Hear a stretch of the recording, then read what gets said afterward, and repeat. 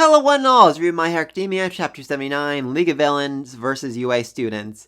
And this was a seriously busy chapter. I know I said that last week, but seriously, this chapter is so busy, they had to put all of the characters on the third page just to be able to keep track of who was currently involved in all this. That's insane. That is next level insane. I'm also a little bit confused by Momo's logic here. She says, okay, this solution would take 30 liters to knock out someone of his size, but that's only if we were injecting it into him. It'd definitely be much more effective if we just throw it into his mouth. That's weird logic right there. I mean, from my own experience in hospitals and whatnot, I've definitely found that, injected medicine is way more effective than anything administered orally. I mean, she says, the vial is undiluted, so it's going to be more effective, but it's still just a very weird way of wording it, saying that it's going to be more effective to have him drink it than to inject it.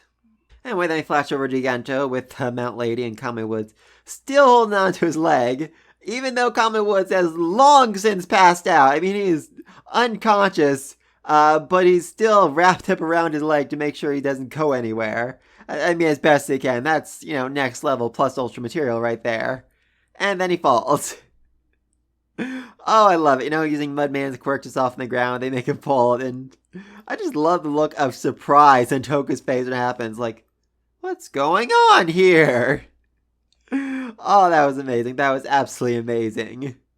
Then using Mineta's sticky balls, they managed to attach him to ropes so they can pull him in, and you just gotta love good old Shiozaki, praying to the gods for forgiveness for ganging up on one enemy. Even when that enemy is as tall as a freaking mountain. This is one weird girl, and she honestly deserves her own series. Or, heck, maybe she's going to be the UA trader. I would have no problem with that. I think it'd be a very interesting twist. And a very surprised look on Toga's face when she sees UA students. I'm very curious about that. I mean, she was, with them during the hero licensing exam. Does she feel like connection to them? Does she want to be closer to them? Does she still have any of Uraka's blood? That'd definitely be I think she ran out, but that would definitely be a weird moment right here. If all of a sudden she turned to Uraka and started attacking the UA students. She also has that tiny drop of Deku's blood. Not sure she's going to end up using that to turn to Deku and start attacking his own classmates looking like him. That would be very, very disturbing and weird. Anyway, then Jiro gets her earphone jack seriously burned. I mean, seriously. She gonna be okay? I mean, how fast do those things heal? Are they like regular skin? Because I feel like they could definitely put her out of commission, for the rest of this fight, and maybe for the next couple weeks as well. Then Kaminari goes in for kill to take out the entire League of Villains in one hit, but Mr. Compress interrupts them, shooting debris at him to take him out. And it's interesting, I didn't actually see his hand before. Is it actually like bullet fingers? Like, can he shoot out his little compressed marbles from each of his individual fingers at the enemy? Because if so, that makes him way more dangerous. And then Gigento sneezes, burps, breathes something, and sends everyone flying across the field. Yeah, I think you guys are seriously underestimating just how overly powerfully stupid this man really is. And then just for good measure, Dabi burned the entire field around to make sure the heroes can't counterattack. Oh, Dabi, you crazy. I do love that Toga takes a minute to ask him if his arm is okay after using a full-strength attack like that.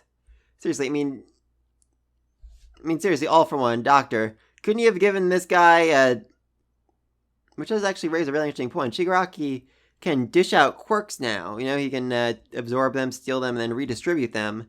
Could he give Dabi a regeneration quirk, a healing quirk that lets him use his own fire quirk at full strength? That'd be very, very interesting. I'm curious about that.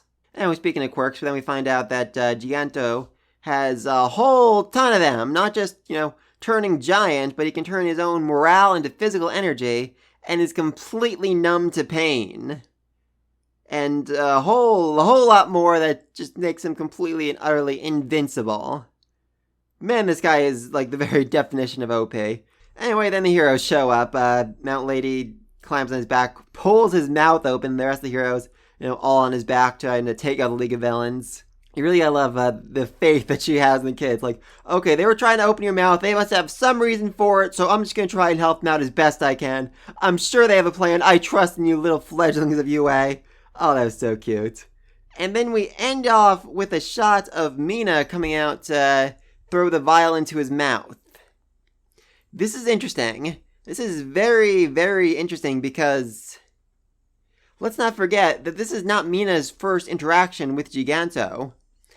I mean, I actually had to be reminded of this, but way, way long ago, Kirishima saw two girls being threatened by Giganto, and he was too afraid. He was too terrified to act, so he just kind of stood there silently. But Mina came in and saved the day, convinced him that the thing he was looking for was down the street, and he left painlessly. But this really hurt Kirishima's pride, his confidence as a man. He no longer thought he could be a real hero. No longer thought he could stand up and fight for the little guy anymore. So he almost gave up his whole dream of being a hero.